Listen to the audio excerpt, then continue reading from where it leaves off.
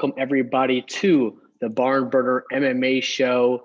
I am your host, Brandon the Pig Plotnick. I'm here with my boy, the BernDawg himself. BernDawg, what's good? Been a while. Feels like it, but I had a couple weeks off. Yeah, the last time we were here, we got one of the sickest cards that we've seen in quite some time.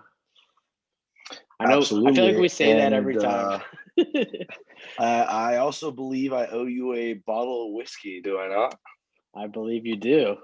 What was the bet again? It's been so long. It was Arujo. Arujo beat that's right. The girl Blondie. you hate. Yeah, exactly.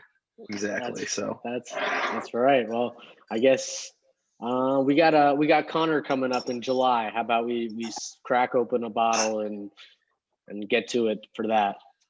I figured we would. That's when we would do it. Yeah, Connor Poirier 3 going to be really exciting. But this week we've got more to talk about. We have UFC 263, Israel Adesanya, this last style bender versus Marvin Vettori. This is a rematch, so this is number 2. This is being taken place in Glendale, Arizona at the Gila River Arena. So that means it's not in, although I think Vegas is going to have fans soon, but it's not being cracked down. They went to Arizona. We're going to have a full stadium of fans. Can't wait to see that again. Oh, yeah. It changes the whole dynamic of things, too. And I feel like Izzy's that guy that loves the crowd. You know what I mean? Feeds off of it 100%. Yeah. I totally can see that. That's why the Blachowicz fight is, I don't want to say tarnished, but, I think it's just a different animal. And then also, don't forget that, and I was going to talk about this later, but since we're already on the concept of fans, Moreno versus Figueiredo was also with no fans. So I'm really interested to see a rematch there as your co-main event in the flyweight division with a full stadium of fans. This whole card is awesome. You got 3 5-round fights, 2 championship fights on the line, 2 rematches on the line for the belts. Can't ask for much more, aura than we've got right now. We got a hell of a grappling match with Damian Maia and Bilal Muhammad too. Yeah, that sounds like a snoozer for you and I based off the type of fighting we like. But let's go ahead and jump right into it as we do here. This is the Barn Burner MMA show presented by Bet the Farm Podcast. So as always, our objective here isn't to talk about the landscape of the UFC. We're here to give you a breakdown of the bets, the lines, our handicaps, and give you, some winners. So let's go ahead and jump right into it, shall we? Absolutely. Where you want to start? Beginning of the prelims? Yeah, let's go to the early prelims, and we've got a pretty full card. I mean, between the early prelims, the prelims, and the main card, I think there's almost 20 fights on this card. So it's, strap in for a long night of fights, but you know what that also means? A long night of betting, and I can't wait. So, me, I like to bet on every fight for the most part. So let's go ahead and start off with the first fight of the evening. I'm already excited for it. We got a heavyweight bout between Carlos Felipe and Jake Collier. I love a nice heavyweight bout to start the night, so I had to dabble, of course. I did a little bit of, research, obviously. That's what we're here to do, is give you guys some insight. Carlos Felipe, guy used to get funny, not funny, but his story is interesting. He used to get picked on as a kid because he was so fat, and he decided as he grew up, I think it was about 12 years old or so, he's like, I'm going to start hitting the gym. I'm going to start working out. And ever since then, nobody picks on Carlos Felipe anymore. And now here he is in the heavyweight division, about to imprint his name in the division against Jake Collier. His whole mindset, I think, is different. He's going to have fans behind him. I love where he's coming in, mentally and physically. And so they're pretty even fights, or pretty even styles. And the line is minus 170 on my boy, but I'm still going to ride him. I like, in this fight, just a nice early winner, Carlos Felipe. I think he's going to imprint his name in the division with a nice early KOW. And I'm not even going to give much more than that. Yeah, I mean, you know what our code is here for heavyweights when you don't know too much about the fighters. When in doubt, take the under. I am not touching really anything on the early prelims, but just a close look at it. The under is 2.5. Usually with heavyweights, you're going to have 1.5 as a under over. So you get an extra round, and it's plus 130 for some reason. So just at a glance, it's probably because Carlos Felipe's last 3 fights in the UFC have gone to decision. And 2 of the last 3 for Collier have as well. Yeah, exactly. So, that's probably why. But at the same time, they're heavyweights.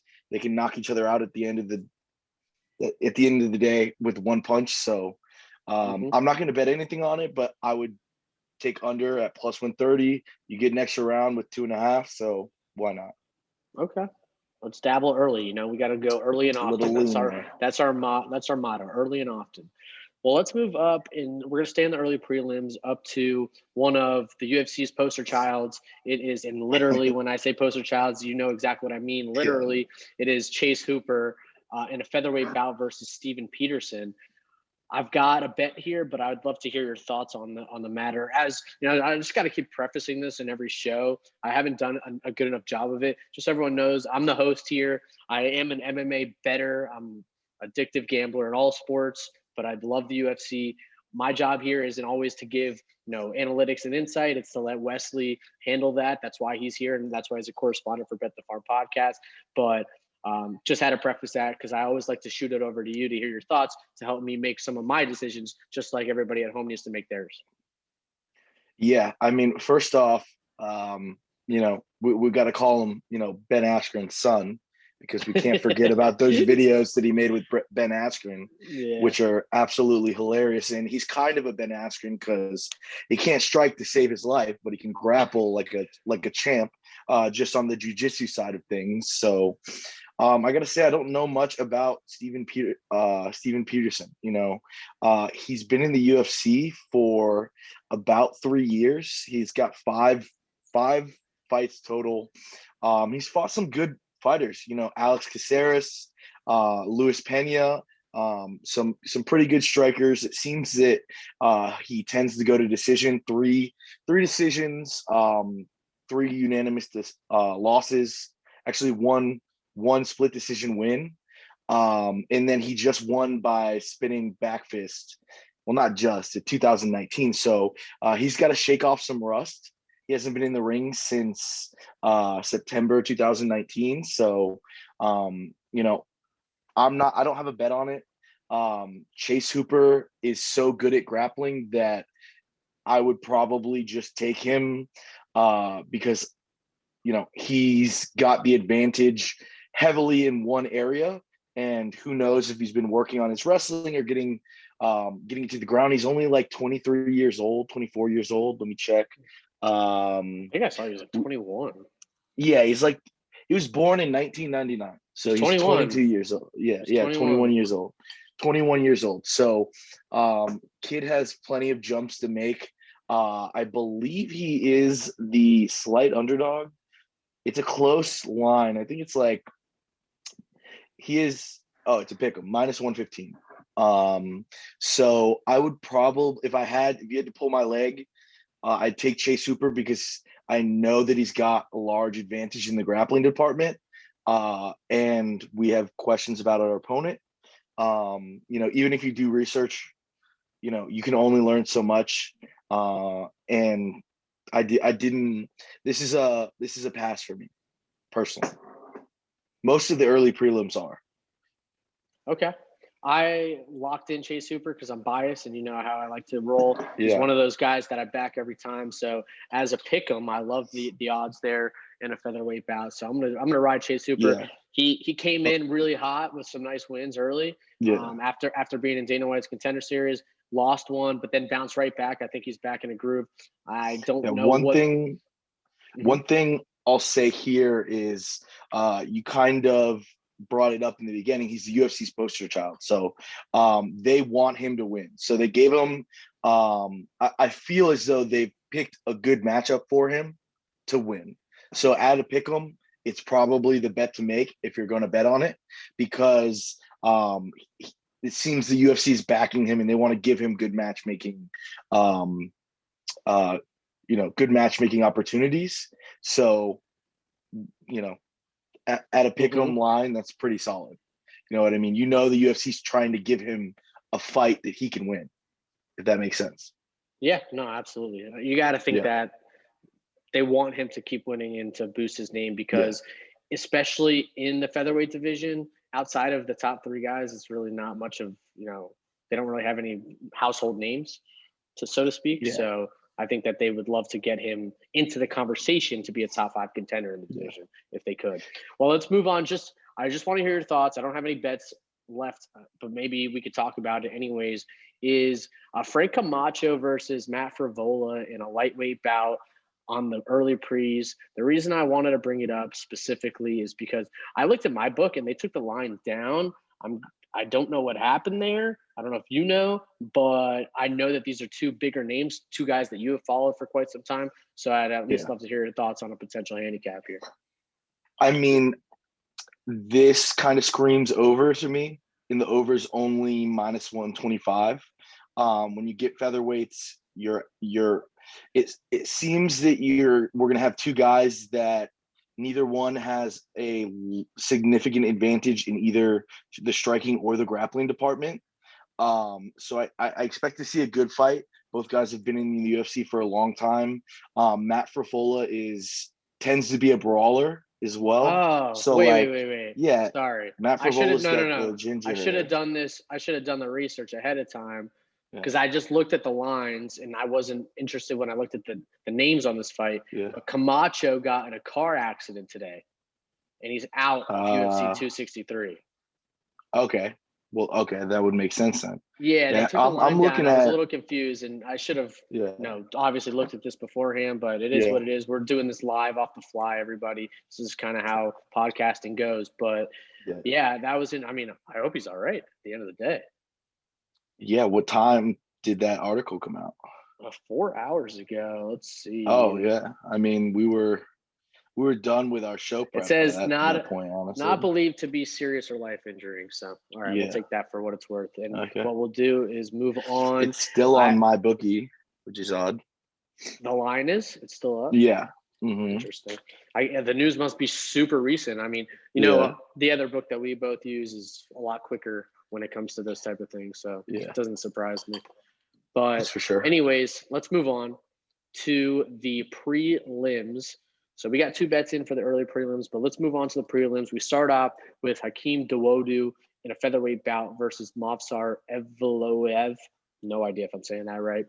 Mm-hmm. We've seen Dawodu. I believe he was a contender series guy.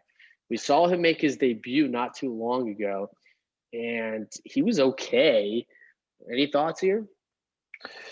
Yeah. I'm going to Movsar Evloev.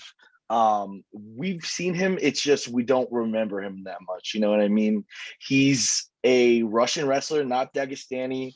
I had to really dig in to figure out who he was.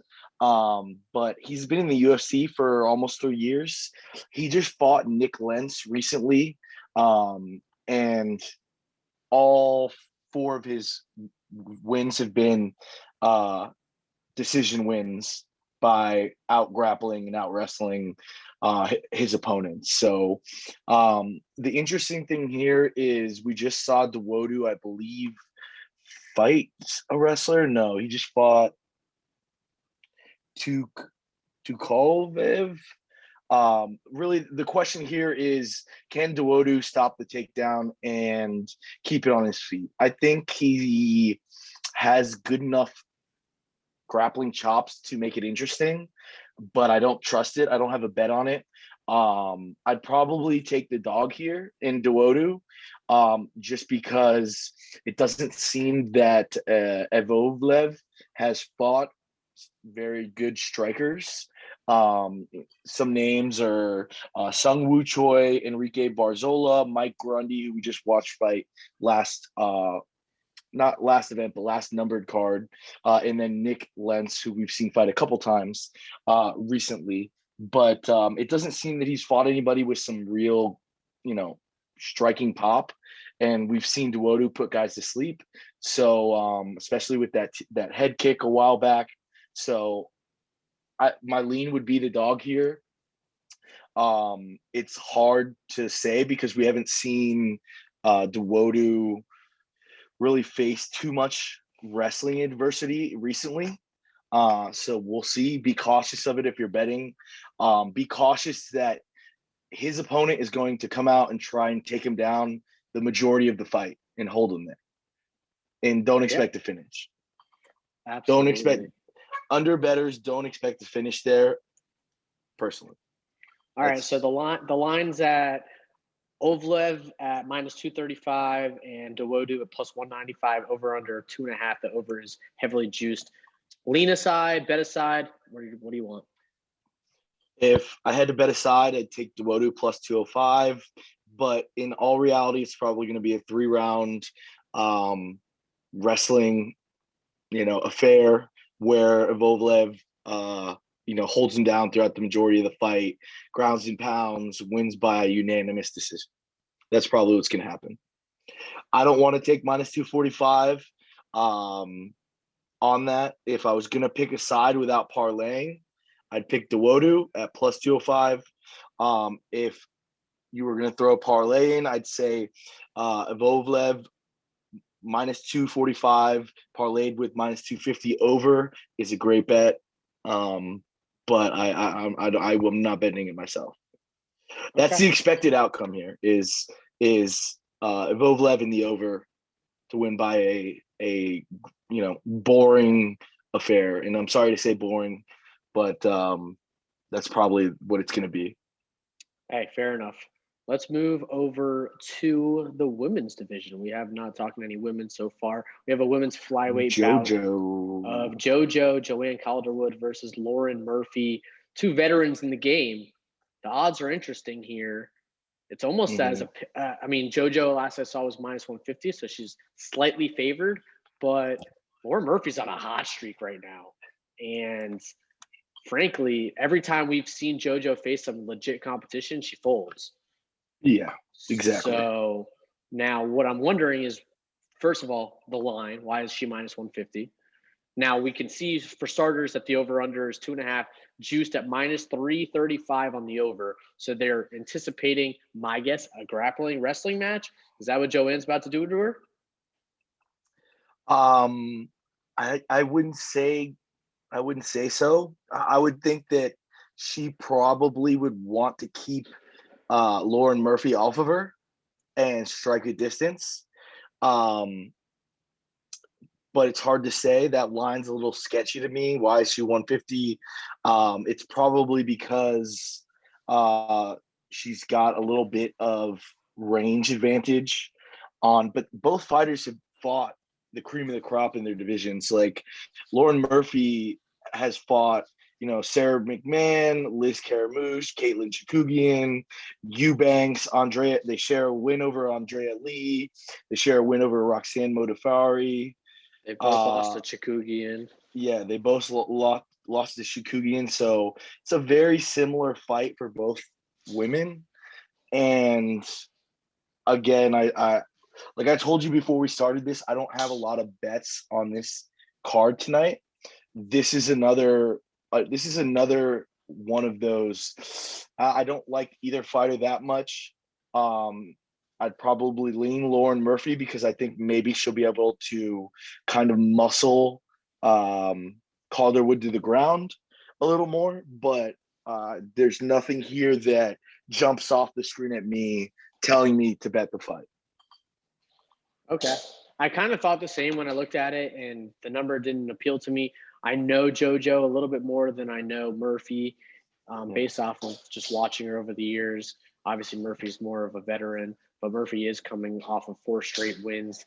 The statistics tell me Murphy seems to be in a good spot to win this fight, but my mind tells me Vegas knows something at the -150, and then I think I'm going to lay off. Yeah, exactly. I mean, they're similar fighters. They have good grappling. They have enough striking acumen that if they wanted to stand and bang, they would. You'll probably see a lot of cage work from both women. because whoever ends up on top is going to have the advantage on the ground. And they both have some decent offensive wrestling. So it seems the first one to get into side control and throw elbows for an entire round is probably going to win the fight. Okay. Sounds like a crapshoot, which at those odds I'm not willing to invest in. I think as the fight gets nearer, I may, if depending on where the money goes, lean towards Murphy as an underdog, just as a nice play and basically what I think should be close to a pick 'em. So Exactly.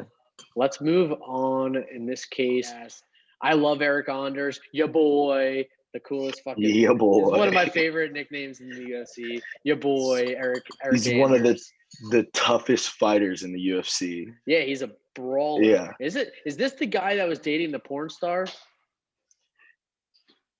I'm sure there's plenty of guys that dated a porn star, but I'm not, in the UFC, that seems like a little bit of a blanket statement for UFC fighters. There's probably multiple, but I don't specifically remember. The way I remember Eric Anders is the guy that took what's his name's leg kicks over and over and over and over again. Roundtree sat there. We hate Roundtree, bro. Well, we loved Roundtree, and then we hated Roundtree for his most recent fights. But the way I remember that Eric guy Anders, sucks. I hate him. Is Eric Anders took so many leg kicks from Roundtree and just kept fighting and fighting and fighting. And it seems like he's done that with so many other fights where he's so tough. He sticks around, and he either gets that win with a big knockout punch, or usually ends up on the bad end of a decision. So, all right. Anyways, Eric Anders, he's facing Darren Stewart, the dentist. Gotta love it. The dentist. Oh, we talked about this guy. The sickest nickname. Yeah. Like he says, because all he does is drill people. Yeah, this is going to be an awesome fight, but it's another. I don't know who has the advantage here. Like, it's another one of those. It's in the same exact odds as the last fight. Yeah. It's in a pick'em. Both guys are tough, have good striking. Neither guy is going to look to take it to the ground. So, it's. I kind of like Darren Stewart. The under seems like a good play, but I know how tough both of these guys are, and I know how much damage they can take without getting knocked out. And it seems like it's probably going to be one of those fights. This says fight of the night potential written all over it, of two guys that want to go out there, and they've both been on the wrong end of decisions, so they're going to try and finish it, but they're both so goddamn tough that it'll probably end up going to decision. Eric Anders is a little bit bigger than Darren Stewart. Darren Stewart is a true middleweight, and Eric Anders is a 205er that cuts down to middleweight because he's had more success at middleweight. So it's hard to say who has the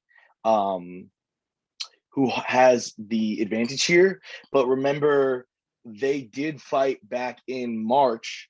And Anders was DQ'd. That was later changed to a no contest for an illegal knee. So this is a rematch with a little bit of bad blood in there because of an illegal knee stoppage at the end of the first round in their fight. This was the Edwards versus Muhammad fight. So there might be a little bit of bad blood there. We should anticipate that both these guys are going to come out and want to stand in the middle and bang. And do I have a bet for you there? Usually when you get those guys, I'd probably take the dog or pass. Let me check what the under here is for you guys. It's 2.5, and it's at actually an underdog. It's an underdog. Plus 115. Yeah. So, I mean, if you want a little bit of action, the under might be a good play because both guys have stopping power, but they have very good chins. So I wouldn't pick a side here. Okay. Either way. Hey, I don't have a bet on it. That's it. All good. I think as it gets closer, I might lean towards the dentist, for one, for his name, two, because Eric Anders, he's a tough guy, but he's not really that well-rounded. I don't think he's got the full game for the UFC. I believe, if I'm thinking properly, Eric Anders is the former football player. So I think he's former Alabama linebacker. Yeah. So he's kind of just picking this up as he goes. Yeah. And just like Greg Hardy. And Greg Hardy, as we've seen, when he looks good, he looks good. When he doesn't, he looks bad. I think this could be one of those same situations. I agree with that statement on the fact that he might not have the wrestling chops. But Eric Anders has been in the UFC for a really long time. He's not at that. Yeah. I know. You know I'm what just I mean? my only point of that was to state that I don't think he's as technically sound as some of these guys that have been doing it for longer. Yeah. And it shows a lot of times in his fights. He doesn't always look that comfortable. He just looks like a guy trying to fight somebody.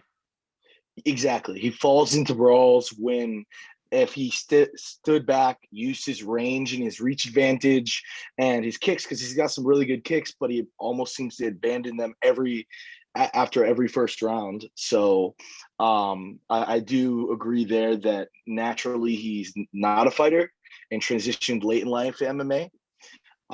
So I could see that advantage for sure. But this is going to be a fun one, that's for sure. Awesome. Well, let's go ahead and move on to what everybody is waiting for when they'll finally tune in. If you're not a degenerate like us and like to gamble on every single bet, but for those of you out there that want to watch the main card of the evening for such a sick card, UFC 263, Adesanya, it's going to be lit. But first fight of the card, we got Jamal Hill. Hold on. We got Drew Dober and Brad Riddell left, and I finally got a bet on the undercard. I was skipping it because you said you had no other bets on the prelims. I had one bet on the prelims, and it's the Drew Dober fight. So let's get into it real quick.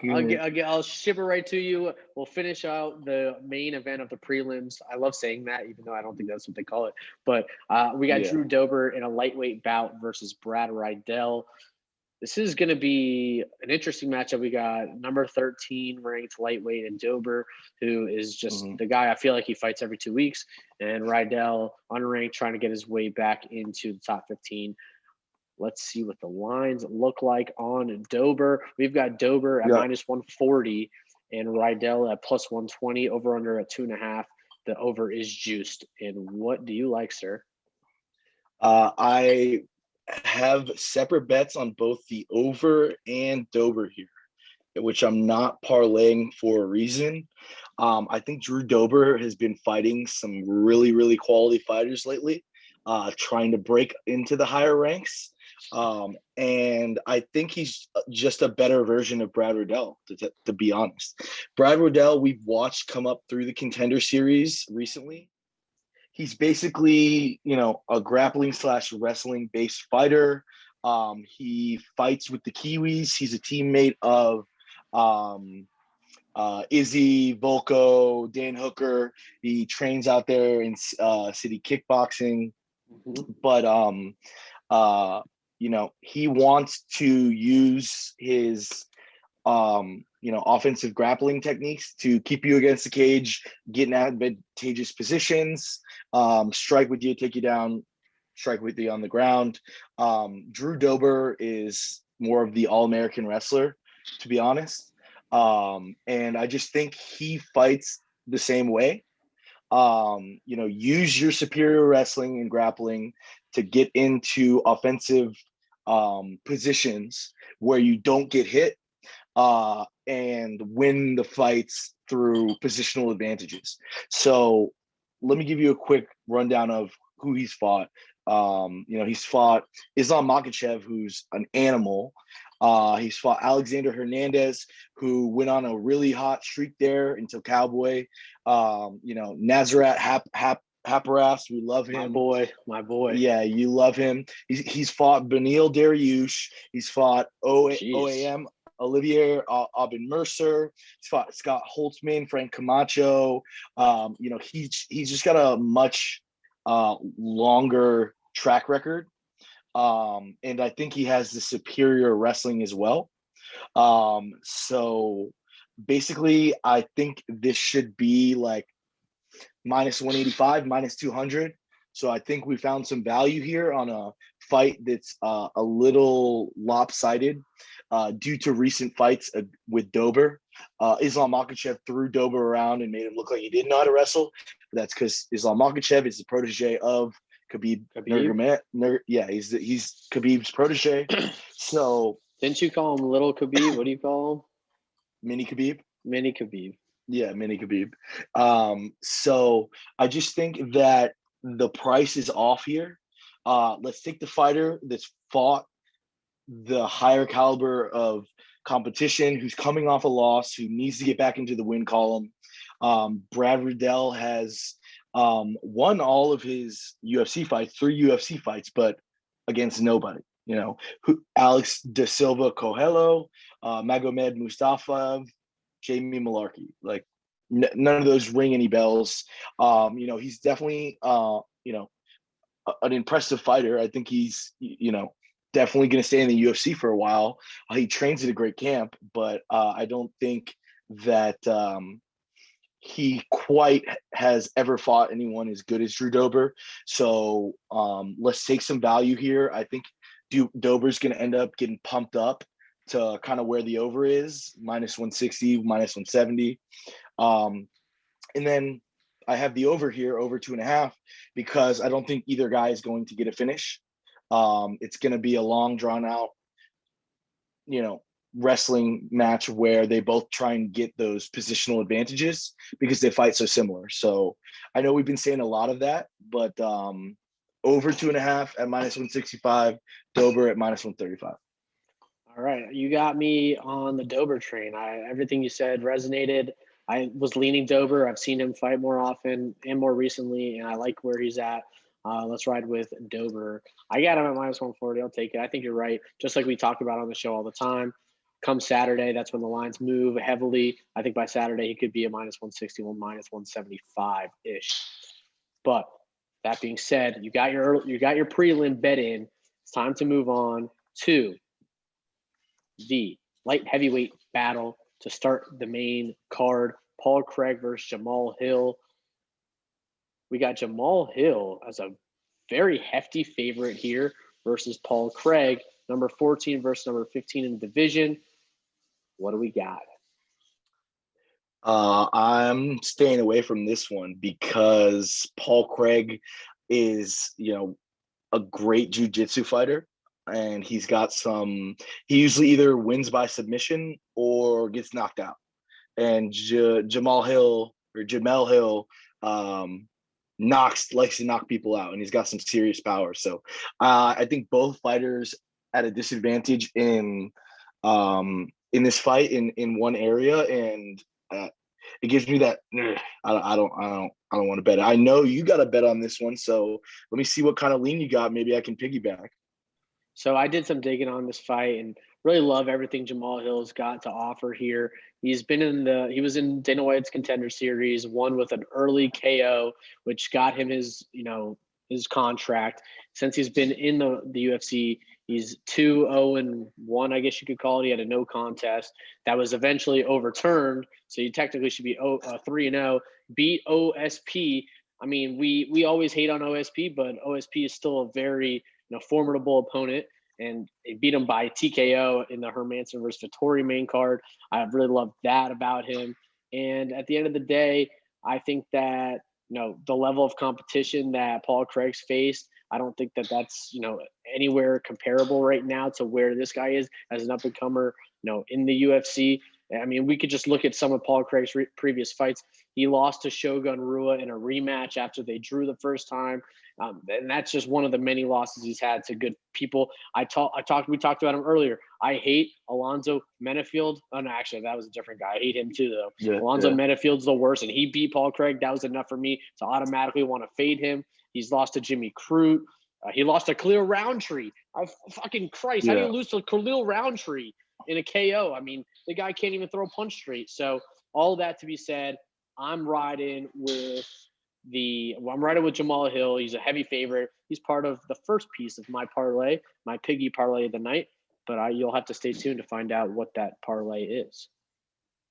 Yeah, it seems that the model fighter that Jamel Hill is his weakness, because you have Jamel Menafield. Hill. That just sounds funny. Yeah, yeah.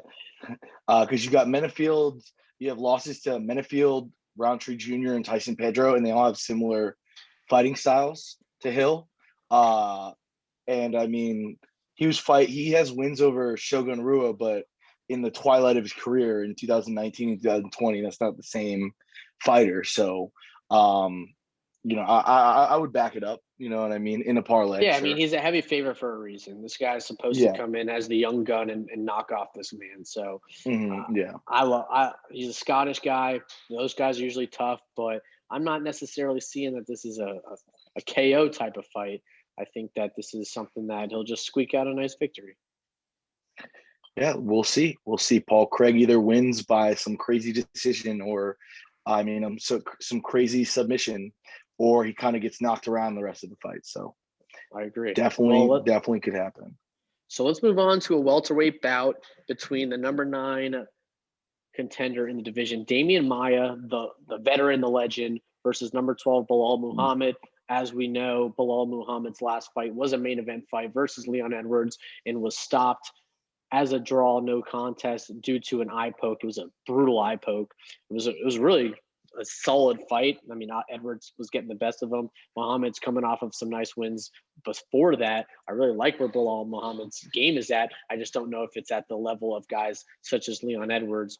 But he's going to be facing a guy in Maia who he's done it all at this point in his career. He's beaten some of the best wrestlers out there. He's beaten guys like Jorge Masvidal. The name of the game here is grappling. And you already alluded to this way earlier. The name of the game here is going to be grappling. Can Belal Muhammad stay on his feet? Because I think if he does, that's really going to benefit him, of course. The guy's good, in distance. He's got nice leg kicks. He can, get in and out, as we like to say it. And that's not Maia's game. Maia's game is going to be try to clinch with you, take you down, and hold on to you, and then try to submit you. Belal Muhammad's 32. Belal Muhammad's 32. Damian Maia was 43. There's a mismatch here by age, but the odds are also telling you Belal Muhammad is a hefty favorite at minus 230. What in the over-under of 2.5 rounds is juiced for the over? What do you see here? I see Belal Muhammad sitting in top control for 3 rounds. Really? You think he's going to out-wrestle him? Well, we know he's got better wrestling. You know what I mean? It's not – and Damian Maia wants to get it to the ground. So usually what you see when someone wants to take Damian Maia down is if they have the chops to do that, he's not going to submit you off of – like his submissions are best from top control. I think Belal Muhammad is going to control the grappling. He's going to stay in positions where he can't get submitted and try and ground and down Damian Maia. Because he knows he can. He's a really good wrestler and he's got really good jiu-jitsu. And I wouldn't be surprised to see him win by unanimous decision in another. There's a lot of these in this card, but in another one of those matches where there doesn't seem to be too much action. Yeah, it's funny because the last card that we talked about, there was no favorite heavier than minus 210. In this card, you've got everybody above minus 200. It's just a bunch of favorites here. So just to get into my bet, I told you I was going to take my piggy parlay in the last fight. It's going to be parlayed with Muhammad here. I'm going with a parlay of Jamal Hill and Belal Muhammad at even money. You can get the 2 hefty favorites at even money in a parlay. And that's going to be my piggy parlay for the evening. It's solid, but every time we seem to be parlaying large favorites, just get screwed. It happens every time. You ain't wrong. Yeah. But there's no other way to parlay anything unless you take a crazy underdog because there's so many hefty favorites here. Yeah, exactly. I love Muhammad as a parlay piece. That's for sure. That is for sure. I think I'd be more – actually, funny enough, I think I'm more confident in Hill than Muhammad just because Maia is so good on the ground that if Muhammad decides to go that route at any point, he could just get submitted. I mean, so with Damian Maia, I think it was RDA that he submitted Ben Askren. That's pretty impressive. Yeah, I mean, Yeah, because it's Damian Maia. He was. If you ever played the first UFC game, UFC 1, in story mode, he was the most impossible guy to get past because all you wanted to do was put all your points into your fighter's striking capabilities, and you had no jujitsu, and you had to fight him decently early because back then he hadn't made a championship run yet, and you could not get past him. The computer would submit you every freaking fucking time. So, but I mean, so The Colby best handicap Covington, I've heard yet. yeah, I mean, Tyron Woodley, Colby Covington, Kamaru Usman, Gilbert Burns are his most recent losses. Yeah, But those it are seemed good. like Those are good losses. yeah, it seemed like Colby Covington showed that if you use really good positional control when you're wrestling with him, you can stay in his guard, you can stay inside control, you can stay in half guard, areas where Damian Maia isn't as big of a submission threat as he is in other places. Like if he gets your back, it's over. Damian Maia is usually going to put you out.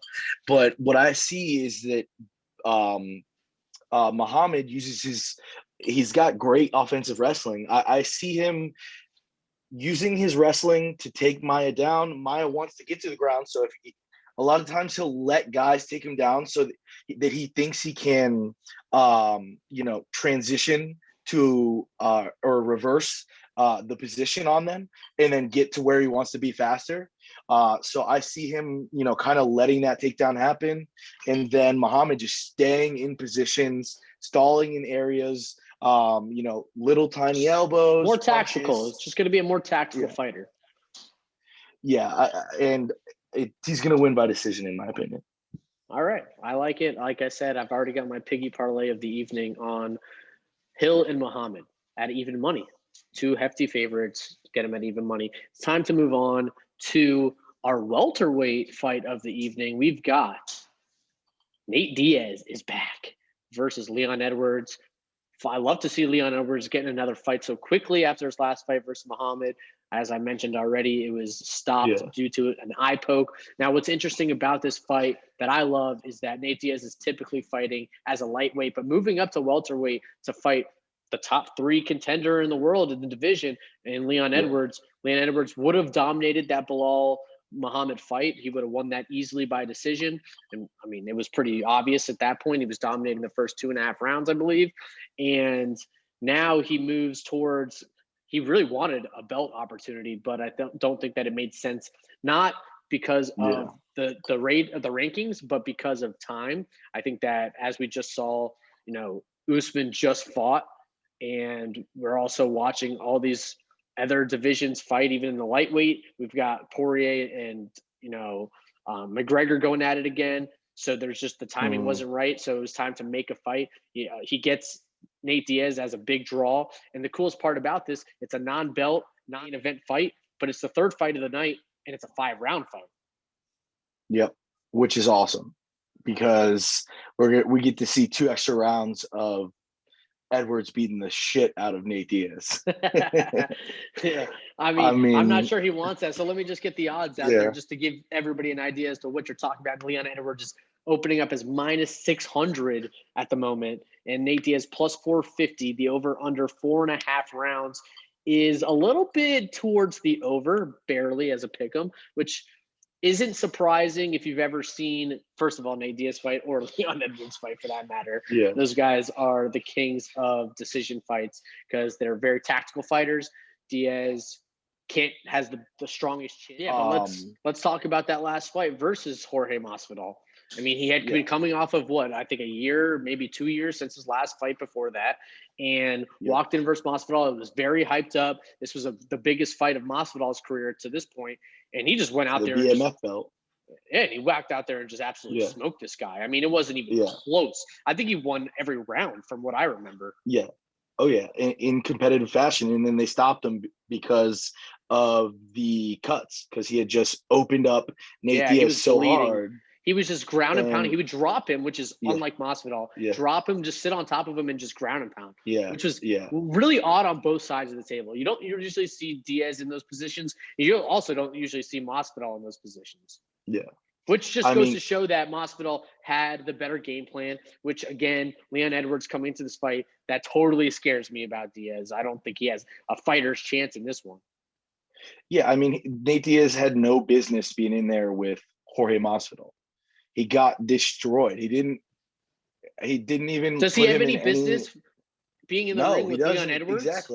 Exactly. And that's where I'm bringing my point to is he has no business being in there against another. He should be fighting like Cowboy Cerrone or, Damian Maia. Like, he should be fighting guys at the end of their careers with big names that people want to see. Tony Ferguson. Great. Like, dude, Leon Edwards is a killer. And how long is his draw going to give him these fights, honestly? This is going to be the last one, to be honest, in my opinion. but as Ariel Helwani had put out recently, like, he is a superstar. People want to see him, and that draw isn't going to go away. Is he a superstar, man? He's never even won a belt. Yeah, it's just he figured out early on. His career. That's why. Yeah, but he figured out early on how to shit talk and how to be one of the first fighters that people wanted to see because of all the other shit. And then there was him smoking the joint in the pre-fight, workouts. Like people love to see Nate Diaz talk shit with his lisp. You know what I mean? Like, he's just, it's funny. It's funny. So, like, yes, does he deserve this one? I don't know. No. But Leon doesn't even deserve this. Look, Leon deserves a title shot right now. Yeah, exactly. And I don't know how this one got put together, but either way, let's talk about the bets. Edwards. I took under 4.5 rounds because I do think that Leon Edwards is starting to see that other guys like Michael Chandler are getting title shots because they come in and instead of point fighting, they go for the knockout and they knock people out in spectacular fashion. And then, ding, ding, ding. All of a sudden they're in a title fight. Crazy. Isn't that crazy how it works? Like, he's been complaining that he's not getting title fights forever and he's on this long winning streak. It's like, because you keep going to decision. So, like, but what's making you think that he just realized that? Michael Chandler. He didn't show that versus Muhammad. He fought for 1 round with Muhammad. What do you mean? He was tagging Muhammad the whole time. Muhammad was getting pieced up. But it didn't look like he was trying to knock him out, did it? He was walking Muhammad down and lighting him up. And also the whole first round. And also, it's hard to tell. His last fight before that was from 2 years ago. Yeah, exactly. So, I mean, there's rust there. But in my opinion, he knows the time is now to finish somebody. Like, either you start finishing people or you deal with not getting title fights. You know what I mean? So, yeah. I think Michael Chandler has showed the rest of the UFC that's how you get those title fights. So what does that mean? That means Edwards is probably going to go out there and try to get the finish that he's been looking for a while instead of trying to point fight. Nate Diaz is the guy to do it against, who takes a lot of damage, who takes a lot of cuts. What is Edwards also known for? His vicious elbows. What do elbows do? They open guys up. What does Nate Diaz have issues with? Cuts. Wouldn't surprise me to see early stoppage due to a cut because of the way that Leon Edwards fights. And, who's going to bet -500 on Leon Edwards? No one. And who thinks that Diaz can actually beat Edwards? No one. So let's lean with Edwards being the type of striker that he is, finally getting his early stoppage against a guy who really shouldn't be in there with him. Under 4.5 at -105. I just got fired up. Corey Dickerson, just bases loaded, just hit a nice bases clearing double. Oh, triple. You got a triple, but 2 guys on base. So let's go Marlins. You know me. Nice. I'm an addicted gambler. Yeah. I took the Marlins -1.5 tonight. Let's go. But at the end of the day, I did listen to everything you said, and we are on the same page. I just don't understand this fight whatsoever, and the line dictates that. I'm riding just like I haven't even given my bet, have I? No. Oh, I let you talk this whole time, but yeah, it's funny because we're kind of going against each other. At the end of the day, Leon Edwards hasn't lost a fight since 2015. He's going on almost 6 years. He was dominating that Bilal Muhammad fight, which was very recent, which I love to see him, being more active, because we had talked so much shit, you and I especially, about where the fuck is Leon Edwards? Why is he never fighting? And it's like, why do you deserve a title opportunity against a guy like Kamaru Usman or fighting a guy like Colby Covington, if you honestly aren't going to get in the octagon? And it's good to see him be more active. Yeah. That makes me a little more bullish on him, which I'm kind of investing in him now. Diaz, we talked about his last fight since Masvidal was in 2019, I believe. Also, maybe, it was 2019. And he got absolutely destroyed. I think Edwards by decision at plus 120 is phenomenal value. The guy's minus 600 to win the fight, but you're telling me him to win by decision, even though the over is only 4.5 at minus 110, and I can get that parlay to plus 120. To me, it makes no sense. So Edwards by decision plus 120 as a value pick, to me, screams like the play of the night. And is that parlayed with the over, or is that no? So it's just Edwards by decision. But I'm saying by decision, my point was, if I parlayed minus 600 in the over, it would never get anywhere close to plus 120. So Vegas is just telling you, take Edwards by decision plus 120. Makes a lot more sense. I don't even understand the line. That's my point. Is like, there's too much value. You give me plus money on him to win and just to win by decision. I mean, for me, that doesn't make any sense. That's a solid play. I just don't think that Nate Diaz is going to last that long. Honestly. I mean, I don't think Nate Diaz has fought a non-5-round fight in about 5 years. Yeah, and that's why they made sure this was 5. Like, he wouldn't accept the fight unless it was 5 rounds. But Edwards is gonna, in my opinion, I think Edwards is gonna have a sense of urgency that beating Nate Diaz by decision is not getting you a title shot. I'm sorry, like, it's not. I think it is. You think they're going to give Colby a second shot over Leon if he wins this fight in very impressive fashion? Because there's nobody else. Masvidal's done. There's nobody else in the division. I mean, they're working on the Usman Colby fight. Covington. Which I wouldn't be mad about. But I mean, if that is the case, Colby doesn't knock people out either. Yeah, I know. But you know what shuts up Colby Covington and all the other fighters? A knockout. Knocking Nate Diaz the fuck out. Yeah. Like that. Everyone says, okay, all right, you're right. It's time for a title fight. You know what I mean? You're point fighting. You're certainly not wrong that if he knocks him out, he 100% gets a title fight. That goes without saying. Yeah. My point is that even if he just wins by a decision, I still think if it's that dominant, I still think he gets it. I hope so. I think a win gets it no matter what, honestly. I want to see him fight Kamaru Usman. So I hope so. Me too. So anyway, let's go on to the co-main event. Yeah, the co-main event of the evening. We've got Deiveson Figueiredo in a flyweight title bout versus Brandon Moreno, the number 1 contender. This is a rematch. Their last fight was a majority draw.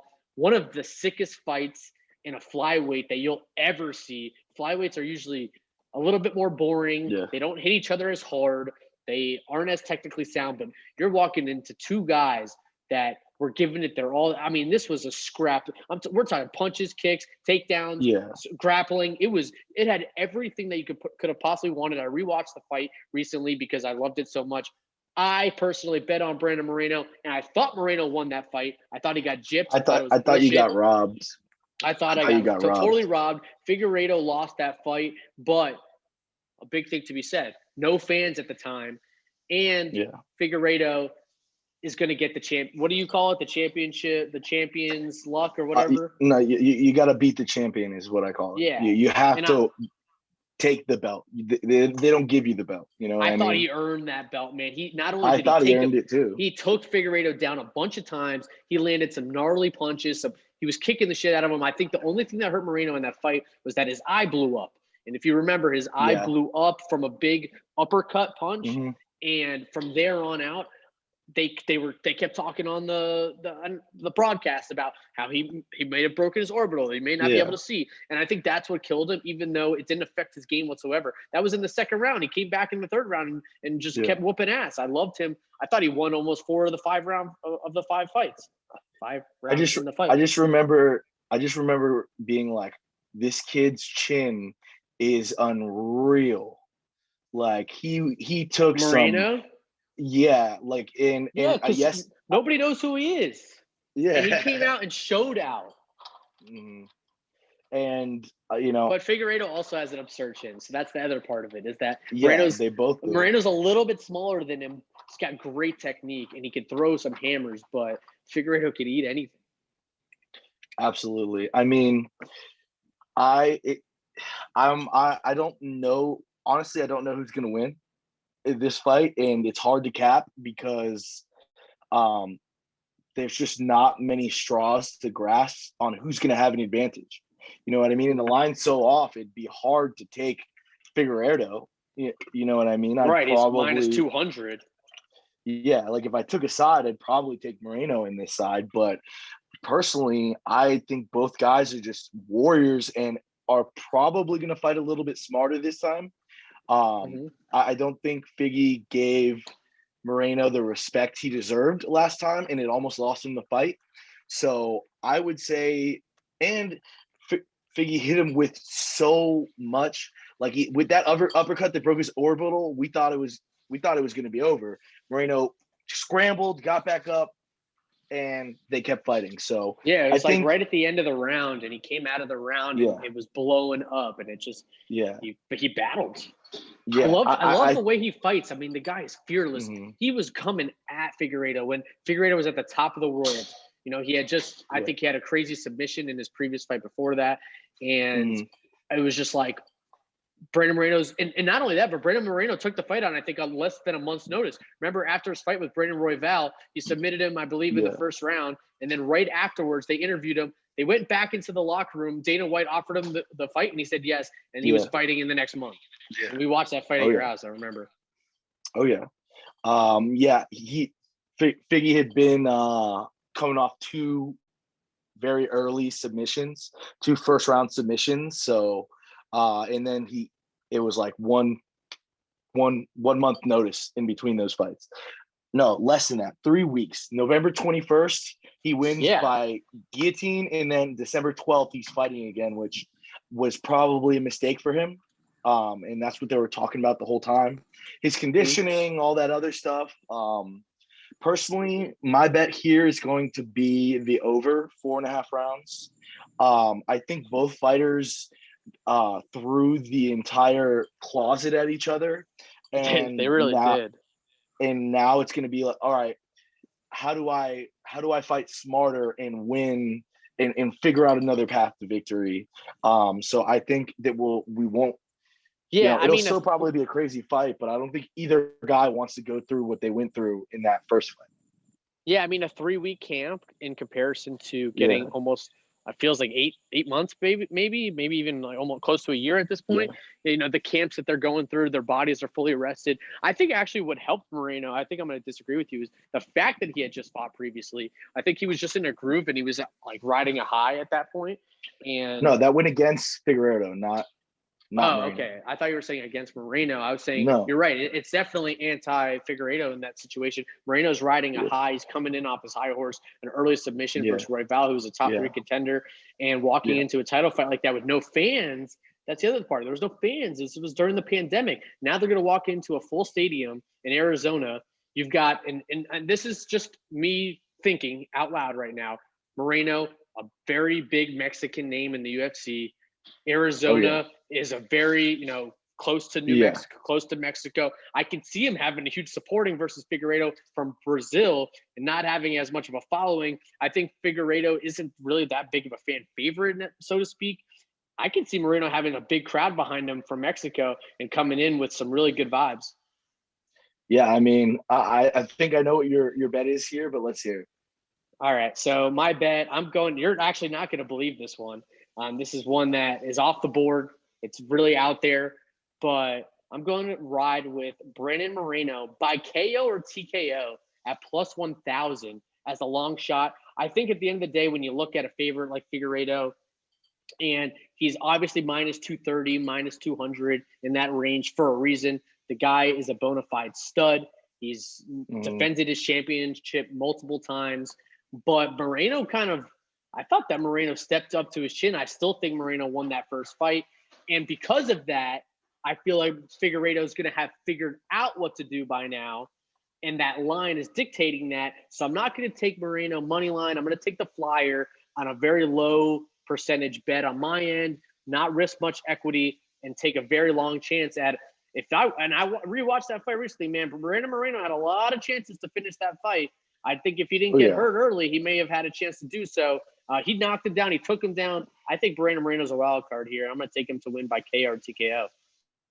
Oh, yeah. I will be following that one. Hopefully we get them juicy odds on our book. Absolutely. Did you take anything or no? Right now, I only have the 2 Dober bets, Moreno versus Figgy over locked in, and the Edwards under locked in. So I have 5 bets total locked in, including this one we're about to talk about in the next fight. All right, well, let's get to the main event of the evening. As my background shows, I love Bruce Buffer, so it's time. UFC 263 main event, Israel, the last style bender, Adesanya versus Marvin Vettori. The second, this is a rematch of a fight from back in 2018.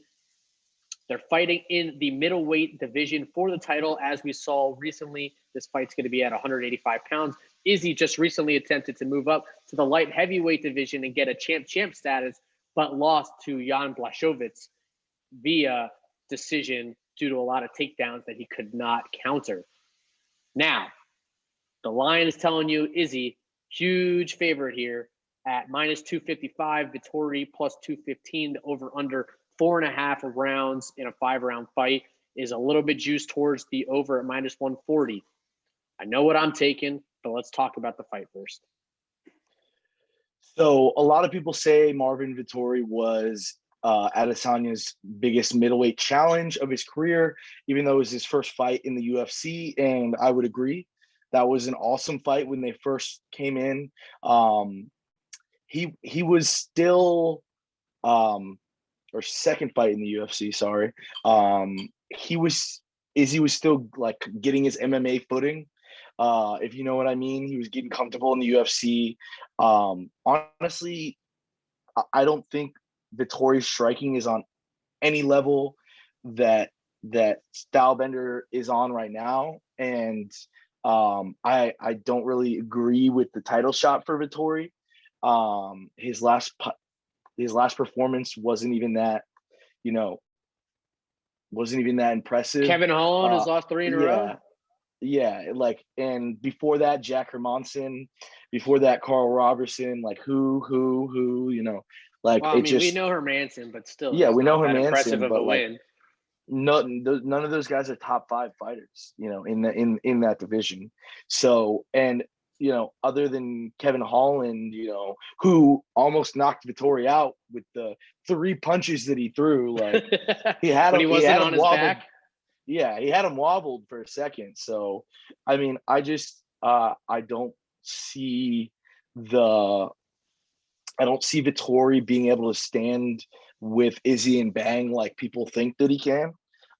Especially when what really showed it was when he went out there and just dismantled Robert Whittaker, and then the Costa fight he goes out with striking, and in the Costa fight he goes out and dismantles Costa in 2 rounds. Like, I think that's the Izzy that we're going to see coming off a loss.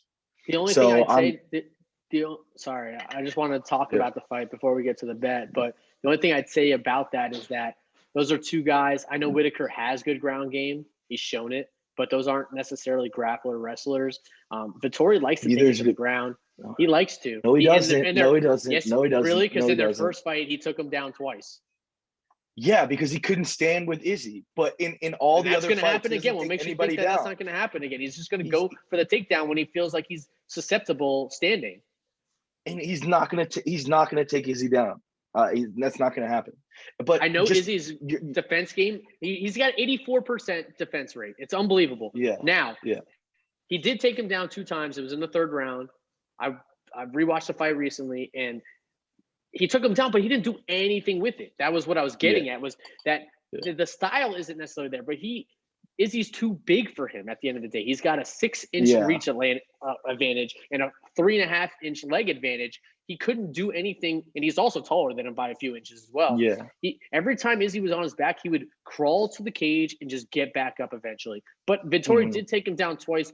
At the end of the day, I'm just going to go with my handicap, and then I'll let you kind of wrap it up. But I rewatched the first fight, and I think that's really important to do when you're doing a rematch of this magnitude. And I did, and there's a few things I took away from it. One was Izzy is just way quicker. Vettori is like almost like a standing brick wall. He doesn't have much movement in his game. Not only that, but the length is too big for him because Izzy's so long. He could put such a gap in between them that the only way for Marvin to get a good strike on him is to lean and lunge forward. And I don't know if that's going to work in a 5-round fight. The last time they fought was in a 3-round fight.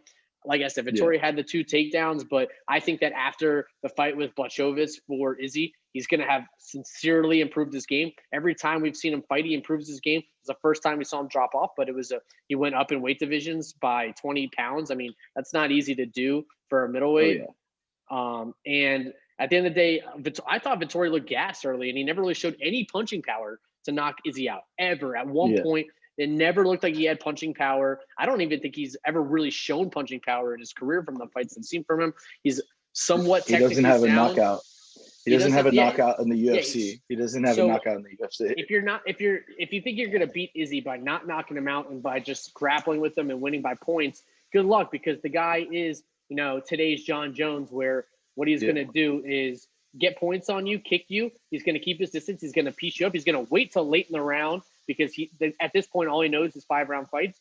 And the other thing is realize that there's some animosity towards this fight. They've been talking a lot of shit. And even in the first fight, Vettori, at one point, Izzy pieced him up a little bit and started showboating a little bit. And Vettori flicked him off in the middle of the round, gave him the fingers. And Izzy just came out and started piecing him up right after that. Yeah. But there's some animosity here. So, and they've been talking a lot of shit before this fight too. I can't believe, just like you said, that Vettori got a title fight after a win over Kevin Holland. Does not seem deserving whatsoever. But let me hear what you got to bet on this one. So, as I was saying, I think the Izzy that we're going to see after a loss is the Costa and the Whittaker Izzy, come out and just absolutely dismantle Vettori. And I got Izzy in the under 4.5 rounds, 25 to win 51 right now. So 1 unit on that parlay. I'm probably going to put a little bit more. I wanted to see where some lines would go, but getting, plus 200 on basically betting Izzy by knockout is a lot of value in my eyes, because personally, I think that when the line, I don't know what the line is for Izzy to win by KO or TKO, but I don't know if it'll end up being plus 200. It'll probably be closer to even. So I tried to get some value there. You got 4.5 rounds to finish Vettori, who gasses late. Izzy's plus 190-ish right now to win by KO or TKO. Okay. So a little bit of value there, not much. On our book, it probably won't be plus 90. We get a little less. Well, your on those parlay odds. Still has better odds than that at the end of the day. Yeah, exactly. So, except we're never going to see Izzy submit someone. Yeah. So you're basically banking on the same thing. Yeah, you're banking. It's the same bet, basically. So, really, I see, like you said, when he gets fired up, when someone talks shit to him, we see a more aggressive Stylebender. Paulo Costa and Robert Whittaker it was getting chatty there, you know what I mean? And what happens? Early finishes. Gastelum Romero was a little, lean back and 2 decisions. Well, the Gastelum fight was one of the sickest fights we've ever seen. Exactly. He tried to finish it, that's for sure. But my point is, he does not like this guy. I think Vettori's a great fighter, but I don't think he's a championship contender fighter. And I think that's really going to show when they get into the octagon together. It's going to show the leaps and bounds in the striking game that Izzy already had, but it has really brought into MMA. And you'll see the steps behind that Vettori is of Adesanya. So I'm taking that because I truly think Izzy's going to get a knockout. I think it's going to be early in the second or third round, like decently early, not first round. He'll probably take his time in the first round and try and embarrass him a little bit, because he really does not like this guy. So you think we'll it's a see KO or a TKO? Just thoughts. I think it's a bet KO. goes the same. Yeah, he's gonna knock him out. Yeah, I think he's gonna. Well, like you said, you went back and rewatched it, and what'd you see? You saw that Vettori doesn't have any head movement. What happens when you don't move your head against Izzy? Your chin's right there on a line for him to turn. Like, he can turn his entire body and throw a knockout punch from an angle, and if your chin is still on that line, that center line, if you leave that chin there, he's gonna put you to sleep. And he did that to Rob, one of the best middleweight champions that has come through the UFC. So that was impressive. You know what I mean? And so like you said, Vettori leaves his chin there and likes to plod and come forward and try and stalk you. And with Izzy, I think he's going to take advantage of that, come from an angle and give him something that's going to, put him right to bed. Yeah, I mean, I love the value there that you're getting on the number there as a KO or TKO. As we've talked about, check your lines, make sure you know what you're doing out there, because like you mentioned, you have better value on parlaying Izzy in the under than you may have of getting Izzy by TKO. And then all you're doing is eliminating a submission, which I don't think Izzy has a single submission on his entire career. So you got to find value in certain ways. I love where your head's at with the KO TKO. I certainly see it as a plausible option. When we watch Izzy, he's so rambunctious in the way that he fights, that he's so. They call him the last style bender for a reason. He does funky things. He's even in the fight for Vettori, he kept trying these crazy, spinning hooks and spinning kicks, and all it takes is one of those to land for a KO. However, I'm still going to lean, and it's not a lean. I'm going to take my bet of the night for this main event is going to be Izzy to win by decision at plus 140. I think that you've got him at minus 255 or so to win the entire fight, but just to win by decision, I'm getting value at plus 140. I do think that because Vettori tends to like to clinch and maybe take it to the ground if he can, which is saying a lot, because I do think that Adesanya is going to really improve his grappling and defense game. I still think that it could easily go the distance, and if it does, Adesanya is going to win. If it goes the distance, it's definitely Adesanya. If it goes under, I can't imagine it's anyone but Adesanya anyways. So to me, the value at plus 140 for Izzy to win by decision seems inevitable. I love the bet there. I still may even sprinkle, because it's an underdog bet. I've always got room to bet more elsewhere. I still think that there's a potential option to, put a little bit less on Adesanya to win by KO and, hedge my bets, so to speak, depending on how the rest of my night goes, because this is already locked in. So that's an opportunity at the end of the night that I could look into if my night's going well and I just want to, keep my profits. Just like we like to tell you guys out there, how you bet is just as important as what you bet. So when you got a lot of bets in early like this, and we've got a full card of 20 fights, there's a good chance that you're either down a lot and you may need to make some adjustments towards the end of your card, or up a lot and there's a lot of adjustments you can make to your card to ensure that you're profitable. So I'm going to ride with Izzy at plus 140 by decision. And I'm really excited for this fight. At the end of the day, you didn't put your background on as Izzy because that is your favorite fighter, is it not? Yeah, it is. It definitely is. So it's time. I'm so excited for him to get back there. I honestly don't care if I lose my bet. That's my gambling lean. But I definitely see where you're coming from, because Vettori does have a chin. He hasn't been finished in the UFC yet. So just to play a little bit of devil's advocate, he hasn't been finished in the UFC yet. He is. Even though he seems, we'll call it, stupid or dumb, he does have a very good fight IQ. He puts himself in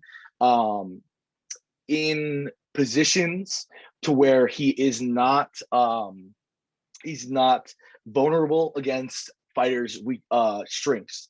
So for the Kevin Holland fight, even though that was boring, he put himself in Kevin Holland's guard and he grounded pounded him, and he knew he was going to win.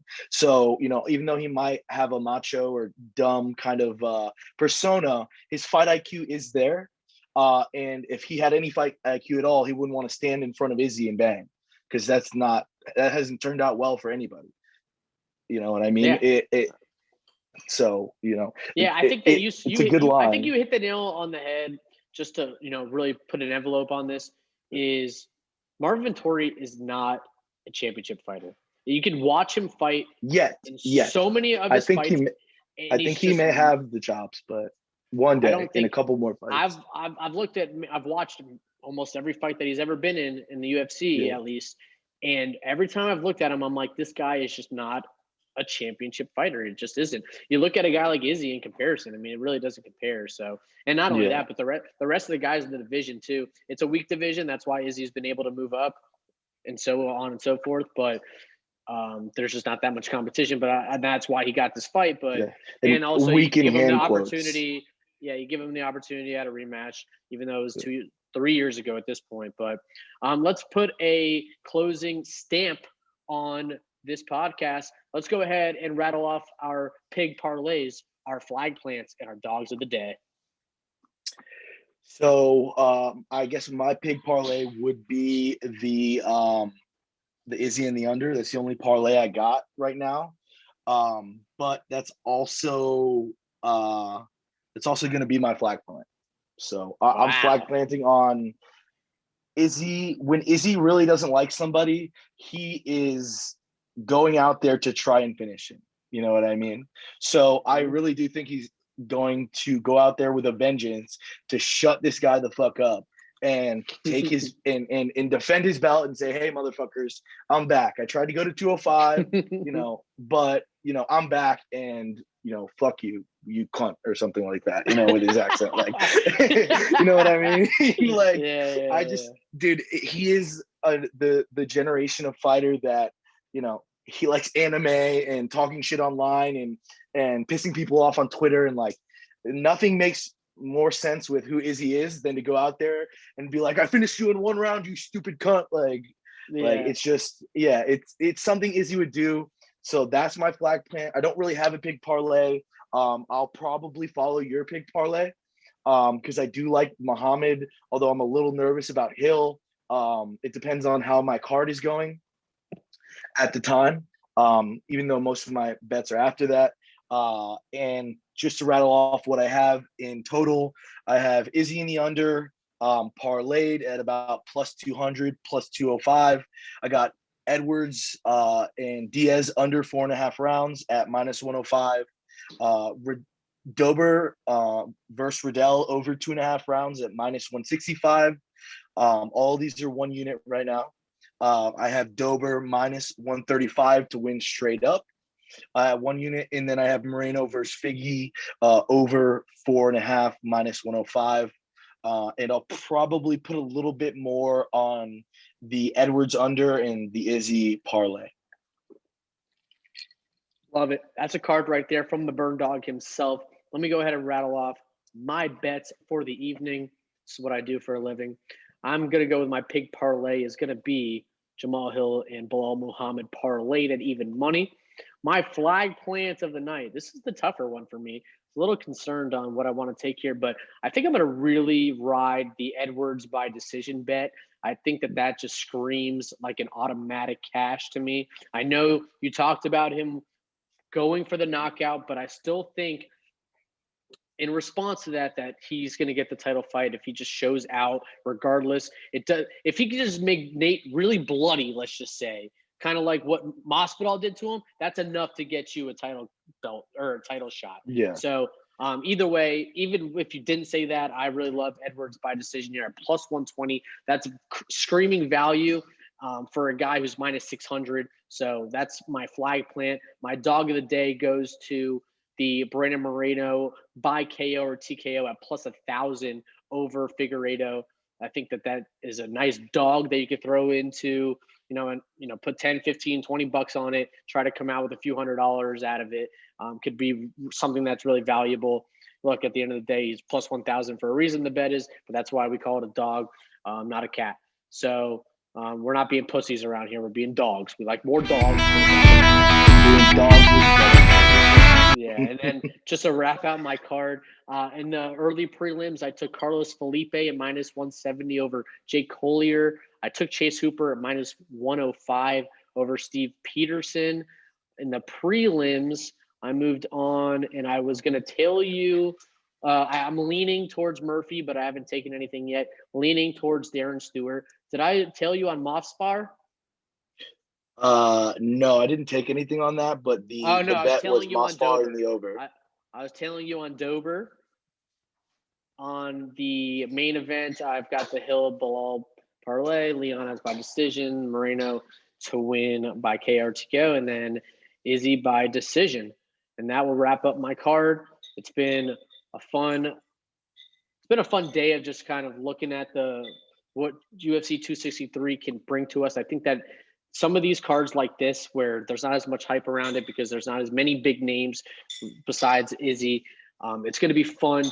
I think that we're going to get our money's worth in this situation. We've got a lot of minus 200 favorites. We just came out of an event where there was nobody bigger than a minus 200 favorite in the entire card, and it wasn't that entertaining. This one appears to be one of the ones that will really give some fireworks, so to speak. Oh yes. It's an Izzy card, so I'm giddy. Yeah. And then just a quick look forward. We've got UFC 264. That'll be the next time we hop on this pod, unless something big happens in the UFC. That'll be July 10th. It is Conor McGregor versus Dustin the Diamond Poirier, the third, the trilogy. My money cow. And as it turns out, McGregor is opening as the early favorite at minus 115 versus minus 105, basically a pick 'em. I think as the fight gets closer, money will come flowing in on Conor, as it always does. The guy is a money train. The only other good fight to talk about on that card, though, that's been announced, we got Gilbert Burns versus Stephen Wonderboy Thompson on that card. How about that? I mean, that's going to be awesome. That's going to be sick. Awesome. What a great stylistic matchup, huh? Yeah. I mean, you got Gilbert Burns, who can stand and bang, but is one of the most dangerous jiu-jitsu fighters and offensive wrestlers now, apparently. You know what I mean? Now he just comes out and throws people around. It's like he's like a new age of jiu-jitsu fighter, where he has the offensive wrestling capabilities to throw people to the ground and then impose his jiu-jitsu skills. But you also have Wonderboy, who, you know, is always on his bike and is going to be very hard to catch. But Burns has also showed he's willing to stand and strike. But I don't know. That's going to be what would you guess the odds are right now off the top of your head? I would say that it's close to a pick'em with a Wonderboy's with Burns as a slight favorite. It is currently Stephen Wonderboy at minus 130 versus plus 110. Okay. So close to a pick'em, but Wonderboy has a slight advantage here. Yeah. I think that's because he's coming off of a very big win in a main event. Yeah. What was it, Magny? Magny. Or no. It was Jeff Neal. Jeff Neal. I always mix those two up because they just fought recently, and they look and fight exactly alike. Magny had a great win recently too. So over Neal. Against Jeff Neal. Yeah, against Jeff Neal. That's why I was thinking about it. I always mix them up, but really excited about. Go ahead. One thing, I was listening to the podcast, the JRE, with last time Wonderboy went on, which was recently. I think it was the end of last year, and he said he basically said that he took a long break, and that was like the best thing for his career. He healed up all of his injuries. He's feeling fresh. He's able to train longer.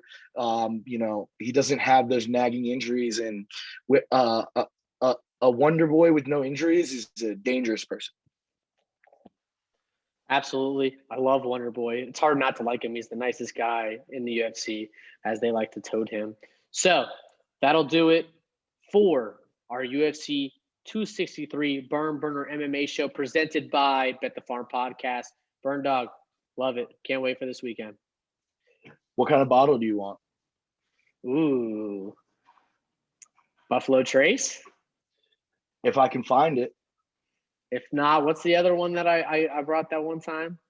You like Michter's. Michter's. But there's also Basil Hayden's. You like? I'll get one you haven't tried. I like Michter's, but if anything, I'll try a new one.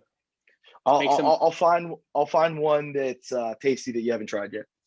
We'll get to the old fashioned life as we get to the new fashion of the UFC. So UFC 263 almost in the books. See you this weekend. Thanks everyone for tuning in. Peace out, ladies and gentlemen.